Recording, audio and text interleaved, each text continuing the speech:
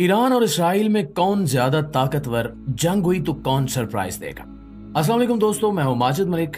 और जैसा कि आप पिछले कई दिनों से सुन रहे हैं कि इसराइल के दमिश्क में मौजूद ईरानी सिफारत खाने पर हमले के बाद ईरान ने इसराइल की सरजमीन पर 300 ड्रोन्स और दर्जनों मिसाइल्स के साथ जवाबी हमला किया था। उसके बाद से इसराइल मुसलसल धमकियां देने में मसरूफ है कि हम इस हमले का बदला जरूर लेंगे और इस बार हम ईरानी सरजमीन को निशाना बनाएंगे। इसके जवाब में ईरान ने भी दर्जनों की बजाय सैकड़ों बैलिस्टिक मिसाइल से इसराइल को निशाना बनाने के अज़्म का इजहार किया है और कहा है कि अगर मजीद पेशकदमी की गई तो हम भी पीछे नहीं हटेंगे। अब इस सूरत हाल से पूरी दुनिया शदीद तशवीश में मुब्तला है, क्योंकि इन दो मुल्कों की जंग आलमी सुपर पावर्स को भी मैदान में घसीट सकती है। इसकी वजह यह है कि ऐसी किसी भी मुमकिन जंग के पेश नजर चाइना और रूस ने खुलकर ईरान की मदद करने का ऐलान कर दिया है, जबकि चाइना और रूस के मैदान में आने के बाद अमेरिका को भी मजबूरन इस जंग में शामिल होना पड़ेगा। अब इस सारी सूरत हाल की वजह से ये अंदाजा लगाना कतई मुश्किल नहीं है कि आने वाला वक्त अपने पर्दों में एक निहायत हलाकत खेज और भयानक जंग को छुपाए हुए है, जो पूरी दुनिया को अपनी लपेट में ले लेगी। आज की इस वीडियो में हम आपको बताएंगे कि ईरान और इसराइल की मिलिट्री ताकत कैसी है और क्या ये दोनों ममालिक एक दूसरे के हमपल्ला हैं या एक दूसरे से बड़े हुए हैं। इसके साथ साथ ये भी डिस्कस करेंगे कि इन दोनों मुल्कों में से कौन सा मुल्क दूसरे मुल्क को ज्यादा नुकसान पहुंचाने की पोजीशन में है और क्या ईरान, इसराइल और आलमी सुपर पावर अमेरिका के लिए एक तर नवाला साबित होगा या नहीं।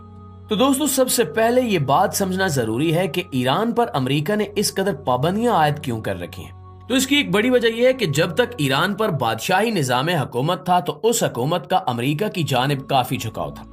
अलबत्ता जब ईरान में मौजूद मजहबी तबकात ने इकट्ठे होकर बादशाही निजाम हुकूमत को उलट दिया और ईरान में जमहूरी इस्लामी हुकूमत कायम हो गई, तो ईरान की ये तब्दीली अमेरिका को बिल्कुल पसंद नहीं आई और यूं इन दोनों मुल्कों के ताल्लुकात शदीद किस्म की दोस्ती से शदीद किस्म की दुश्मनी में तब्दील हो गए। इसी दुश्मनी की वजह से और मुस्लिम उम्मत होने की वजह से ईरान इसराइल का भी शदीद मुखालिफ है। अलबत्ता एक बात ज़हन में रखने वाली है कि इस वक्त इसराइल आलमी ताकतों का लाडला बच्चा है, जिसकी हिफाजत के लिए दर्जनों ममालिक मैदान में आ सकते हैं। दूसरी जानिब ईरान भी इस जंग में अकेला नहीं है। अलबत्ता ईरान के पास खेलने के लिए कार्ड्स बहुत कम है। अगर हम आबादी की बात करें तो इस मामले में ईरान इसराइल से बहुत आगे है।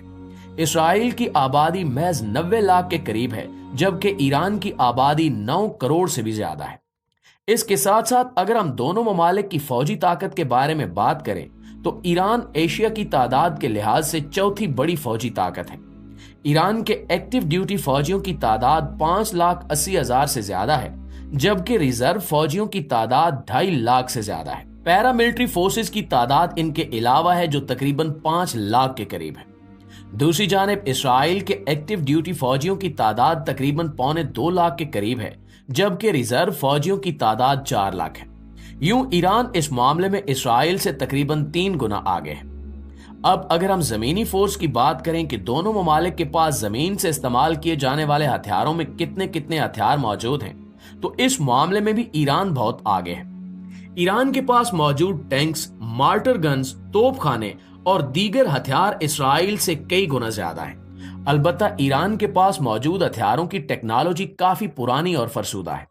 इसकी वजह अमेरिका की जानिब से आयद करदा पाबंदियां हैं।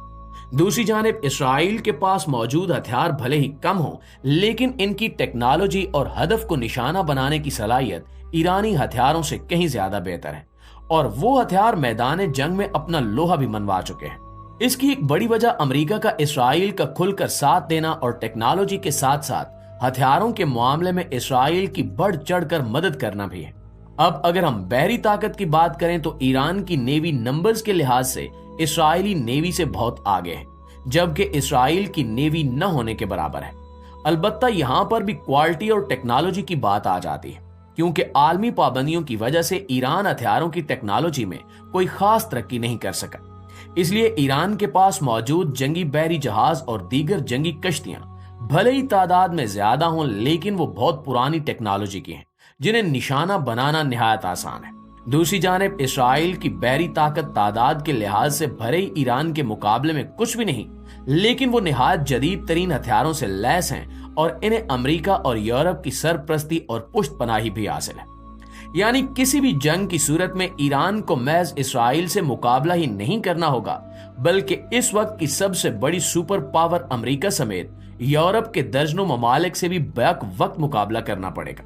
अब अगर हम एयरफोर्स की बात करें तो यहां मामला बिल्कुल ही उलट हो जाता है।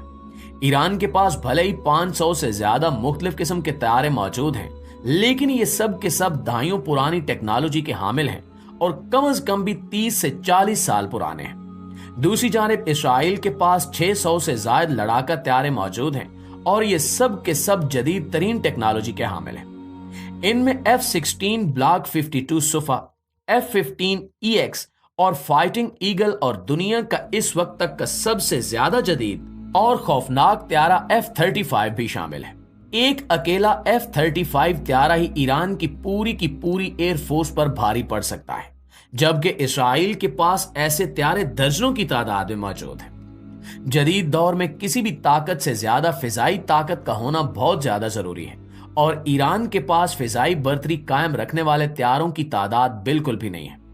ऐसा कोई भी त्यारा ईरान की फिजाइया में नहीं है जो इसराइल के F-16 का ही मुकाबला कर सके।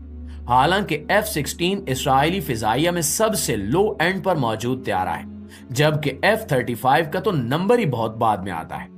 यही वजह है कि अगर जंग हुई तो कम से कम फिजाई ताकत और फिजाई बर्तरी हासिल कर लेने के मामले में इसराइल ईरान को चंद ही मिनट्स में बेदस्तो पा कर देगा।